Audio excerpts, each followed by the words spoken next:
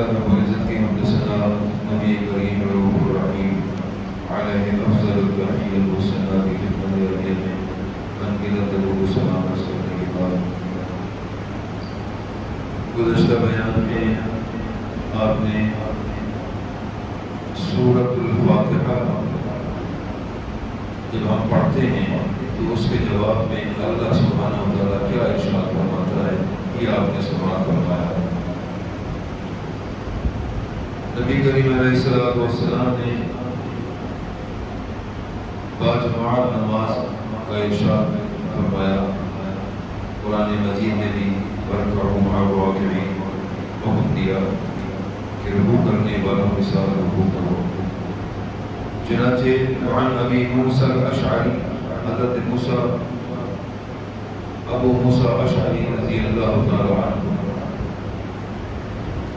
قال رسول اللہ صلی اللہ علیہ وسلم، یہ بیان کرتے ہیں رسول اللہ صلی اللہ علیہ وسلم نے ارشاد فرمایا، اذا صلیتم، جب تم نماز پڑھو یعنی نماز کا ارادہ کرو، فاقیموا صفوفکم، تو اپنی صفیں سیدھی کرو، صفیں مکمل اور صفیں سیدھی کرو۔ ثم لیؤمکم احدکم، پھر تم میں سے ایک اس جماعت کی امامت کرے۔ فَإِذَا كَبَّرَ، جب وہ تکبیر کہے یعنی امام، تو فَكَبِّرُوا، تو بھی تکبیر کہو۔ وَإِذَا قَالَ غَيْرِ الْمَغْضُوبِ عَلَيْهِمْ وَلَا الضَّالِّينَ، اور جب وہ امام صاحب یہ پڑھیں غیر المغضوب علیہم ولا الضالین، فقولوا آمین، تو آپ سب آمین کہیں۔ یحببکم اللہ، اللہ تم سے محبت کرنے لگے گا۔ محبت تو پہلے ہی فرماتا ہے، ہماری توقع سے بھی زیادہ وہ محبت کرتا ہے، لیکن یہ خاص لوگوں والی محبت ہوتی ہے، ایک عام محبت ہوتی ہے۔ تو اللہ سبحانہ و تعالیٰ اس شخص کو پسند فرماتا ہے جو اس طرح حضور علیہ السلام کے ارشاد پر عمل کرے۔ اور پھر فرمایا فَإِذَا كَبَّرَ وَرَكَعَ فَكَبِّرُوا وَارْكَعُوا، پھر جب وہ رکوع کی تکبیر کہیں امام صاحب تو آپ بھی رکوع کے لیے تکبیر کہیں، اللہ اکبر کہہ کر رکوع میں جائیں۔ فَإِنَّ الْإِمَامَ يَرْكَعُ قَبْلَكُمْ، امام تم سے پہلے رکوع میں جائے گا، وَيَرْفَعُ قَبْلَكُمْ، اور تم سے پہلے اٹھے گا، یعنی امام سے پہلے تم امام پر سبقت نہ کرو، امام کو پہلے اٹھنے دو، امام کو پہلے سجدے میں جانے دو، اس کے بعد جانا چاہیے۔ اس کے بعد جب امام کہے وَإِذَا قَالَ سَمِعَ اللَّهُ لِمَنْ حَمِدَهُ، جب امام کہے سمع اللہ لمن حمدہ، فقولوا، مقتدیوں کو چاہیے کہ وہ کہیں اللہم ربنا لک الحمد، اس میں ربنا لک الحمد بھی کہہ سکتے ہیں، ربنا ولک الحمد بھی کہہ سکتے ہیں، اللہم ربنا ولک الحمد بھی کہہ سکتے ہیں۔ یسمع اللہ لکم، اللہ سبحانہ و تعالیٰ جو پہلے سے ہی سنتا ہے وہ آپ کی دعا کو سنے گا بھی، قبول بھی فرمائے گا۔ رواہ مسلم، صحیح مسلم نے اس کو روایت کیا ہے۔ اور ایک روایت میں تھوڑا سا اضافہ ہے، اسی حدیث کے آخر میں تھوڑا سا اضافہ ہے، اور وہ اضافہ یہ ہے، اس حدیث کے راوی ہیں ابو ہریرہ رضی اللہ تعالیٰ عنہ، وہ فرماتے ہیں وَإِذَا قَرَأَ، جب امام قرات کرے تو فَانصِتُوا، خاموشی سے سنو۔ قرآن مجید میں بھی یہ حکم دیا گیا ہے وَإِذَا قُرِئَ الْقُرْآنُ فَاسْتَمِعُوا لَهُ وَأَنصِتُوا لَعَلَّكُمْ تُرْحَمُونَ، جب قرآن پڑھا جائے تو اس کو خاموشی سے سنو تاکہ تم پر رحم کیا جائے۔ اس کے بعد اگلا مرحلہ ہے جو ایک چیز میں ہمیشہ اپنے سننے والوں کو بتایا کرتا ہوں کہ جب آپ نماز میں جو کچھ پڑھ رہے ہیں آپ کو علم ہونا چاہیے ہم کیا پڑھ رہے ہیں۔ یہ سورہ فاتحہ کا جو مکمل اللہ سبحانہ و تعالیٰ کا جواب دینا، ہمارا پڑھنا اور اس کا جواب دینا، اس بیان کا مقصد بھی یہی ہے کہ ہمیں اس ترجمے کا علم ہو، اس بات کا علم ہو کہ جو ہم اللہ سبحانہ و تعالیٰ کی بارگاہ میں عرض کر رہے ہیں. اور یہ صرف میری بات نہیں تھی، اس پر حدیث بھی سنیں. وعن ابن عمر، حضرت عبداللہ ابن عمر رضی اللہ تعالیٰ عنہ قال رسول اللہ صلی اللہ علیہ وسلم، حضور علیہ الصلوۃ والسلام نے ارشاد فرمایا، ان المصلی یناجی ربہ، کہ بے شک نماز پڑھنے والا اپنے رب سے مانگ رہا، اپنی حاجات طلب کر رہا ہے، اس کی حمد و ثنا کر رہا ہے. فَلْيَنْظُرْ مَا يُنَاجِ بِهِ، اور جو نماز پڑھ رہا ہے اپنے رب سے سوال کر رہا ہے یا درود پڑھ رہا ہے، اس سے مانگ رہا ہے، اس کی حمد و ثنا کر رہا ہے، اس کو یہ پتہ ہونا چاہیے کہ میں کیا پڑھ رہا ہوں. فَلْيَنْظُرْ مَا يُنَاجِي بِهِ، اس کو پتہ ہونا چاہیے کہ میں کیا مانگ رہا ہوں. وَلَا جَهْرُ بَعْضُكُمْ عَلَى بَعْضٍ بِالْقُرْآنِ، اب یہاں ایک دوسری بات ہے. فرمایا کہ جب قرآن پڑھو تو اتنی بلندی سے نہ پڑھو کہ دوسرا ساتھ بیٹھا ہوا وہ ڈسٹرب ہو، کیونکہ قرآن مجید سننا فرض ہے. جب ایک بندہ قرآن پڑھے گا دوسرے پر سننا فرض ہے، وہ نہیں سنے گا تو گنہگار ہوگا. لیکن جو طلباء حفظ کرنے کے لیے پڑھتے ہیں یہ ان کے لیے نہیں، کیونکہ وہ علم حاصل کر رہے ہیں، پڑھ رہے ہیں، سیکھ رہے ہیں. وہ اکٹھے بلند آواز سے پڑھتے ہیں تو وہ پڑھنا اور ہے. یہ عام حالت میں مثال کے طور پر میں ادھر بیٹھ جاؤں تو میں جب قرآن پڑھوں گا تو دوسرے سارے ان پر لازم ہے کہ وہ سنیں، نہیں سنیں گے تو گنہگار ہوں گے. تو اس بات سے خاص طور پر احتیاط کرنا چاہیے. جو قرآن مجید پڑھے تو وہ اتنی آواز سے پڑھے کہ دوسرا اس سے متاثر نہ ہو. اور اسی طرح حضور صلی اللہ علیہ وسلم نے اس اگلی حدیث میں بھی یہی ارشاد فرمایا کہ جب قرات کی جائے، امام قرات کرے تو فرمایا فَإِذَا قَرَأَ فَانصِتُوا. بہت سی احادیث میں یہی ہے کہ جب قرات کی جائے تو امام کی قرات کو سنا جائے. میں نے پہلے بھی ایک بیان میں عرض کیا تھا، اس کو پھر سمجھ لیں. اگر امام کے پیچھے ہم پڑھتے ہیں، ایک تو خلاف ورزی ہوگی قرآن مجید کی آیت کی. وَإِذَا قُرِئَ الْقُرْآنُ فَاسْتَمِعُوا لَهُ وَأَنصِتُوا لَعَلَّكُمْ تُرْحَمُونَ. جب قرآن پڑھا جائے اس کو خاموشی سے سنو تاکہ تم پر رحم کیا جائے. اگر میں امام کے پیچھے پڑھتا ہوں تو قرآن کی اس آیت کے خلاف ورزی ہوگی. دوسری بات یہ ہے، میں نے یہ پہلے بھی عرض کیا کہ اگر میں امام کے پیچھے مثال کے طور پر تیسری رکعت میں امام سورۃ فاتحہ پڑھ رہا ہے، تیسری رکعت میں اب امام نے پہلے مکمل کر لی، رکوع میں چلا گیا.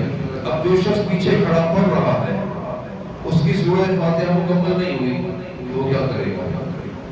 اگر وہ سورۃ فاتحہ مکمل کرے گا اتنے میں امام رکوع ختم کر دے گا، وہ کھڑا ہو جائے گا. اب رکوع کرنا فرض ہے، رکوع اس کا رہ جائے گا. دوسری دلیل اس کی یہ ہے کہ سارے علماء اس پر متفق ہیں کہ اگر امام کے ساتھ رکوع کی حالت میں آپ کی کمر سیدھی ہو جائے، یعنی امام رکوع میں ہے، آپ نے بھی جا کے اپنی کمر امام کے برابر کر لی، تسبیح پڑھی یا نہ پڑھی، آپ کو رکوع مل گیا تو پہلی رکعت مل گئی. رکوع سے پہلے جو رکعت امام نے پڑھی تھی وہ آپ کو مل گئی رکوع ملنے سے. تو اس طرح اگر وہ رکوع ہی نہ ملے تو رکعت کہاں سے ملنی ہے؟ تو جب مجھے رکعت مل گئی تو اس کا مطلب ہے کہ میں نے اس رکعت میں سورۃ فاتحہ تو نہیں پڑھی تھی. بس رکوع میں میں ہوں، امام کے برابر میری کمر ہو گئی. اب حکم کیا ہے کہ وہ رکعت آپ کو مل گئی لیکن سورۃ فاتحہ تو میں نے نہیں پڑھی. اس میں سورۃ فاتحہ جب نہیں پڑھی تو رکعت مجھے کیسے مل گئی؟ اس لیے یہ اصول یاد رکھیں، اس پر بہت سے دلائل ہیں، اتنا وقت نہیں بتایا جائے کہ جب آپ کو رکوع مل جائے، امام کے ساتھ کمر سیدھی ہو جائے رکوع میں، تو وہ رکعت جو امام نے پڑھی تھی وہ آپ کو مل گئی۔ اس کا مطلب ہے سورۃ فاتحہ آپ نے نہیں پڑھی اس میں۔ اب کیا ہوگا؟ اس حدیث کو سنیں، قرأۃ الامام لہ قرأۃ، امام کی قرأت ہی مقتدی کی قرأت ہے۔ اب چونکہ امام صاحب سورۃ فاتحہ پڑھ چکے تھے، اس لیے آپ کو رکوع مل گیا، وہ رکعت بھی مل گئی۔ اگر سورۃ فاتحہ مقتدی کے لیے پڑھنا ضروری ہوتا تو وہ رکعت نہ جاتی، اس میں رکوع مل گیا، رکعت نہیں ملنی تھی، چونکہ آپ نے فاتحہ نہیں پڑھی اس میں۔ اس لیے سورۃ فاتحہ امام پر ہے۔ وہ جو حکم ہے کہ لا صلاۃ لمن لم یقرأ بفاتحۃ الکتاب، اس شخص کی نماز نہیں جو سورۃ فاتحہ نہیں پڑھتا، وہ منفرد کے لیے ہے۔ جماعت میں امام پڑھے گا۔ آپ نے پچھلی حدیث سنی، حضور صلی اللہ علیہ وسلم نے فرمایا جب امام تکبیر کہے فکبروا، تم بھی تکبیر کرو۔ جب امام کہے غیر المغضوب علیہم ولا الضالین، تو یہ نہیں فرمایا کہ تم بھی یہ کہو، فرمایا جب امام یہ کہے تو تم کہو آمین۔ اس لیے امام کے پیچھے قرأت نہیں ہے۔ تکبیریں کریں گے، رکوع سجود میں تسبیحات پڑھیں گے، ثنا پڑھیں گے، اور اتحیات جو قاعدہ میں ہم تشہد پڑھتے ہیں آپ وہ پڑھیں گے۔ یہ مسئلہ ہے، اس کو ذہن میں رکھیے گا۔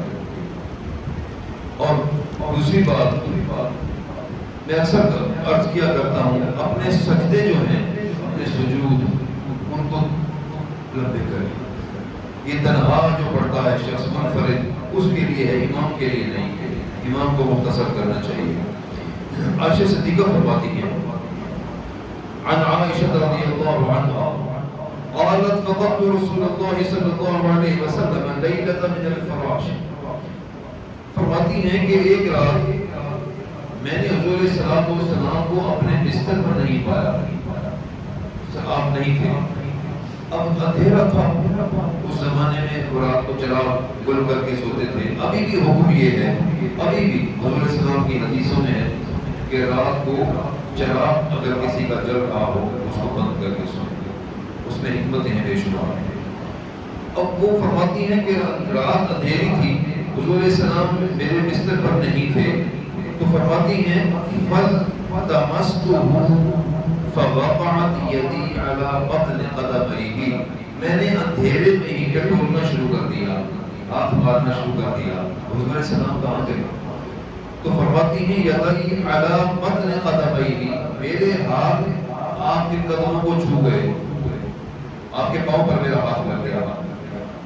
لیکن فرمایا وَهُوَ فِي الْمَسْجِدِ وَهُمَا مَنْصُوبَتَانِ، حضور علیہ السلام اس وقت حالت سجدہ میں تھے، پاؤں آپ کے کھڑے تھے، سجدے میں تھے، اور میرا ہاتھ آپ کے پاؤں کو لگا تو مجھے پتا چلا کہ آپ سجدے میں ہیں۔ اندھیرا تھا، سجدے میں پڑے تھے۔ اب آپ وَهُوَ يَقُولُ، حضور علیہ السلام پڑھ رہے تھے اللہم انی اعوذ برضاک، اے اللہ میں تیری پناہ میں آتا ہوں۔ اللہ، یہ میرے نبی کے طریقے، اللہ کے نبی اپنے رب سے پناہ اس سے طلب کر رہے ہیں، میرے رب مجھے پناہ عطا فرما اور اپنی رضا عطا فرما، جس بات میں تو راضی ہے وہ مجھے عطا فرما، وسخطک، اپنی ناراضیوں سے مجھے بچا لے، اپنی ناراضیوں سے بچا لے۔ لوگ اکثر جو ہے وہ ناراضگی بولتے ہیں، یہ اردو کا لفظ ناراضگی، یہ غلط ہے، ناراضگی نہیں ہے۔ اردو کی گرامر یہ بتاتی ہے، یہ پڑھے لکھے لوگ تشریح کرتے ہیں، اردو کی گرامر یہ بتاتی ہے جس لفظ کے آخر میں ہے ہو اس کو کاف میں تبدیل کر سکتے ہیں، دوسرے کو نہیں۔ مثال کے طور پر تشنا، اس کے آخر میں کیا ہے لگی ہوئی ہے، تشنا، اس کو کاف میں یہ میں تبدیل کر سکتے ہیں، تشنگی، تشنا، تشنگی۔ اب ناراض کے آگے یہ نہیں ہے، اس کو ناراضگی نہیں کہہ سکتے، ناراضی لفظ ہے، اس لیے وہ یہ بھی اصلاح کر لیجیے۔ تو حضور علیہ السلام فرماتے ہیں وسخطک، میرے رب مجھے اپنی ناراضیوں سے بھی بچا لے۔ کسی بات پر مجھ سے ناراض نہ ہونا. میرے نبی کی عاجزی تو دیکھیں. نبی کے صدقے میں امت جنت میں جانی ہے، لیکن سرکار کی عاجزی دیکھیں. امت کی تعلیم کے لیے سجدے میں پڑے ہوئے تھے. میرے رب مجھے پناہ عطا فرما، میرے رب مجھے اپنی رضا عطا فرما، میرے رب مجھے اپنی ناراضیوں سے بچا لے. وَبِمُعَافَاتِكَ مِنْ عُقُوبَتِكَ، اور معافیاں. حضور علیہ الصلوۃ والسلام معافیوں کے طلبگار، سزا سے بچنے کی. حالانکہ تصور ہی نہیں، سوچ نہیں سکتا کہ حضور علیہ الصلوۃ والسلام کو نعوذ باللہ خاتم بتا اللہ سزا دے. ایسا ہو نہیں سکتا. لیکن سرکار کیا اللہ کی بارگاہ عاجزی کے لیے عرض کر رہے ہیں، امت کی تعلیم کے لیے عرض کر رہے ہیں کہ لوگوں مجھے فالو کرو، میں اس طرح کرتا ہوں سجدے میں، تم بھی ایسا کرو. پھر آخر میں فرماتے ہیں وَأَعُوذُ بِكَ مِنْكَ لَا أُحْصِي ثَنَاءً عَلَيْكَ أَنْتَ كَمَا أَثْنَيْتَ عَلَى نَفْسِكَ. اے اللہ، میں تو تیری ثنا کرنے کی طاقت ہی نہیں رکھتا. اللہ، یہ کون کہہ رہے ہیں؟ رسول اللہ صلی اللہ علیہ وسلم. اے اللہ، میں تیری حمد و ثنا کی طاقت ہی نہیں رکھتا، اس لیے کما اثنیت علی نفسک، تو اپنی ثنا کے لیے ایسا ہی ہے جیسے خود تو نے تعریف کی، اور تو کوئی کر ہی نہیں سکتا. تو ویسا ہی ہے جیسی تیری تعریف ہے، دوسرا تو کوئی کر ہی نہیں سکتا، اتنی تیری تعریف ہے. اور یہ رواہ مسلم، اور صحیح مسلم نے اس کو روایت کیا. پھر ابو ہریرہ بیان کرتے ہیں قال رسول اللہ صلی اللہ علیہ وسلم اقرب ما یکون العبد من ربہ، انسان اللہ کا بندہ اپنے رب سے زیادہ قرب حاصل کرتا ہے، زیادہ قریب ہوتا ہے وہو ساجد، جب وہ حالت سجدہ میں ہوتا ہے. اس کے بعد سرکار نے فرمایا فاکثر الدعاء، سجدوں میں دعائیں کیا کریں، سجدے میں سر رکھ کے دعا کیا کریں. اللہ کا قرب بھی اس وقت زیادہ ہوتا ہے اور دعا کی قبولیت بھی اس وقت زیادہ ہوتی ہے. اس حدیث کو بھی صحیح مسلم نے روایت کیا. اور نبی کریم علیہ السلام کی محبت میں ہمیشہ کہا کرتا ہوں، آپ کی اتباع، آپ کی محبت، اس کے بغیر تو اللہ مل ہی نہیں سکتا. نہ معرفت مل سکتی، نہ اللہ کی محبت مل سکتی، ممکن ہی نہیں. اس پر بے شمار دلائل. اب دیکھیں صحابہ کیا کرتے تھے. حضرت ربیعہ، وعن ربیعہ، حضرت ربیعہ بیان کر رہے ہیں، وہ فرماتے ہیں كنت ابيت مع رسول الله صلی اللہ علیہ وسلم فاتيته بوضوئه وحاجته. فرماتے ہیں میں حضور علیہ السلام کے پاس اکثر ان کے ساتھ رہتا، آپ کے لیے وضو کا پانی لاتا، آپ کو وضو کرواتا، آپ کی خدمت میں میں رہتا. یہ بہت توجہ سے سنیں، خدمت میں رہتا. ایک دن نبی کریم علیہ السلام کی رحمت جوش میں آئی. فرمایا یا ربیعہ، اے ربیعہ، ہر وقت خدمت میں رہتے ہیں. فرمایا فقال لی سل، فرمایا مانگ کیا مانگتا ہے. رسول اللہ صلی اللہ علیہ وسلم ربیعہ کو کہتے ہیں ربیعہ مانگ کیا مانگتا ہے. اب وہ چاہتے تو دنیا مانگتے، جو چاہتے مانگتے، کیونکہ ادھر کہا ہے مانگے. سب فرمایا سوال کر مجھ سے کیا چاہتا ہے. ربیعہ کہتے ہیں فقلت، میں نے ایک ہی بات عرض کی، اسألک، اے آقا ایک ہی بات مانگتا ہوں، مرافقتک فی الجنت، جس طرح یہاں آپ کے ساتھ ہوں جنت میں بھی آپ ہی کے ساتھ ہوں. ادھر میں آپ کی اتباع میں ہوں، اپنے نبی کو دیکھتا ہوں کس طرح وضو کرتے ہیں، اپنے نبی کو دیکھتا ہوں کس سے مانگتے ہیں، اپنے نبی کو دیکھتا ہوں اللہ ہی کے سامنے سجدہ کرتے ہیں، اپنے رب سے اپنی حاجات مانگتے ہیں. میرے آقا جس طرح دنیا میں آپ کو دیکھتا ہوں سکون ملتا ہے، اللہ کی رضا ملتی ہے، خواہش ہے کہ جنت میں بھی مجھے آپ کا ساتھ ملے. یہ نہیں کہا مجھے جنت مل جائے، جنت میں آپ کے ساتھ رہوں. یہ سوال کیا. اب حضور علیہ السلام نے جواب میں کیا فرمایا؟ فرمایا او غیر ذالک، آپ نے فرمایا ربیعہ اور کچھ مانگ لے، یہ تو ہے ہی ہے، اور کچھ مانگ لے. حدیث کے لفظ او غیر ذالک، اس کے علاوہ کچھ بتا. قلت، میں نے پھر وہی بات عرض کی، وہ ذاک، اگر میری وہی خواہش ہے جنت میں بھی آپ کا ساتھ ہے اور کچھ نہیں چاہیے. کیونکہ جانتے تھے نبی کی رفاقت مل گئی تو سب کچھ مل گیا. یہ ہے نبی کی اتباع. حضور علیہ السلام کو اس طرح فالو کریں جس طرح ربیعہ نے کیا. قال فَعِنِّي عَلَى نَفْسِكَ بِكَثْرَةِ السُّجُودِ. اب یہ آگے اس بات کو سمجھیں. حضور علیہ السلام نے فرمایا اگر یہ چاہتے ہو ایسا ہو جائے تو فرمایا بِكَثْرَةِ السُّجُودِ، سجدوں کی کثرت کیا کرو. یعنی جو بندہ اللہ کو کثرت سے سجدے کرے گا، اپنے رب ہی کو سجدہ کرے گا، اسی کے سامنے سر جھکائے گا، قیامت میں رسول اللہ صلی اللہ علیہ وسلم کے ساتھ ہوگا. حدیث نہیں بتا رہی ہے، رواہ مسلم، صحیح مسلم نے اس کو روایت کیا. اسی طرح جب آپ نماز پڑھتے ہیں تو دو سجدوں کے درمیان میں جو بیٹھتے ہیں اس کو کیا کہتے ہیں؟ جلسہ. اور یہ واجب ہے. جلسہ کیا ہے؟ واجب ہے. اگر کوئی نماز میں جلسہ نہیں کرتا، یعنی دو سجدوں کے درمیان میں بیٹھتا نہیں، ایک سجدہ کرتے ہی دوسرا سجدہ کر لیتا ہے، بیٹھتا نہیں، تو گویا اس کا واجب ترک ہو گیا. وہ نماز نہیں ہوگی تا وقت کے سجدہ صاحب کرے گا. نماز میں جب واجب ترک ہو جائے تو سجدہ صاحب ضروری ہوتا ہے. فرض رہ جائے تو نماز ہی نہیں ہوتی. واجب ترک ہو جائے تو سجدہ صاحب سے تلافی ہو جاتی ہے. اسی طرح جو سمع اللہ لمن حمدہ ربنا ولک الحمد، یہ بھی واجب ہے. قوما یہ بھی واجب ہے. تو جس کا واجب ترک ہو جائے وہ سجدہ صاحب کرے گا. چنانچہ یہ دو سجدوں کے درمیان جو ہم بیٹھتے ہیں اس کو جلسہ کہتے ہیں. اس جلسہ میں نبی صلی اللہ علیہ وسلم کیا پڑھتے تھے؟ اس حدیث میں ہے وعن ابن عباس، حضرت عبداللہ ابن عباس رضی اللہ تعالی عنہ بیان کرتے ہیں قال كان النبي صلی اللہ علیہ وسلم یقول بین السجدتین، فرماتے ہیں حضور علیہ السلام دو سجدوں کے درمیان جب بیٹھتے تو پڑھتے اللہم اغفر لی، اے اللہ مجھے بخش دے. میرے بھائیوں نبی کے طریقے دیکھیں. میرے نبی کس سے مانگتے تھے؟ میرے نبی کس کے آگے سجدے کرتے تھے؟ حضور علیہ السلام کی سنتیں کیا ہیں؟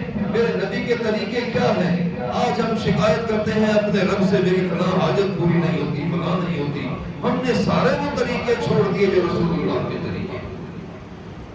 حضور علیہ السلام دو سجدوں کے درمیان کیا پڑھتے ہیں؟ اللہم اغفر لی، اے اللہ مجھے بخش دے، ورحمنی مجھ پر رحم فرما، وحدنی مجھے سیدھا راستہ اس پر قائم رکھ، وعافنی مجھے عافیت عطا فرما. عافیت کا معنی ہے دین اور دنیا کی ساری دولت ہے. ایک لفظ چھوٹا سا عافیت.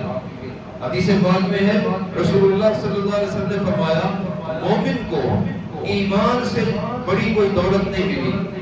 ایمان کتنی بڑی دولت ہے، اس کے بدلے میں آپ کو جنت میں جانا ہے. فرمایا مومن کو جو سب سے بڑی دولت ملی وہ ایمان کی ملی. ایمان کے بعد جو سب سے بڑی دولت ملی وہ عافیت ہے. اگر آپ کو اللہ عافیت دے دے تو ایمان کے بعد سب سے بڑا انعام اللہ نے آپ کو دے دیا. تو سرکار نے دو سجدوں کے درمیان اے اللہ مجھے بخش دے، مجھ پر رحم فرما، مجھے ہدایت پر قائم رکھ. ہم جب اپنے لیے پڑھیں گے تو کہیں گے اللہ کریم ہمیں ہدایت عطا فرما، وعافنی مجھے عافیت عطا فرما، ورزقنی اور مجھے رزق بھی عطا فرما. یہ میرے نبی کرتے تھے. اور یہ عمل جو کرے اس کا رزق کبھی کم نہیں ہوگا. رزق کم نہیں ہوگا. کس وجہ سے؟ اس نے رسول اللہ کا طریقہ اختیار کیا. اللہ سے مانگ رہا ہے. اللہ فرماتا ہے اللہ یبسط الرزق لمن یشاء من عباده ویقدر. فرمایا سن لو رزق بڑھاتا بھی میں ہوں، تنگ بھی میں ہی کرتا ہوں، میرے اختیار میں. اچھا اس کے بعد حضور علیہ السلام، چلے یہاں میں روکتا ہوں. حضور علیہ السلام دو سجدوں کے درمیان میں یہ دعا پڑھا کرتے تھے. وقت نماز کا وقت ہو گیا. اس کے بعد التحیات کی باری آتی ہے. وعدہ میں جو ہم پڑھتے ہیں اس پر میرے رب نے چاہا، مجھے توفیق دی تو آئندہ جو ہمارے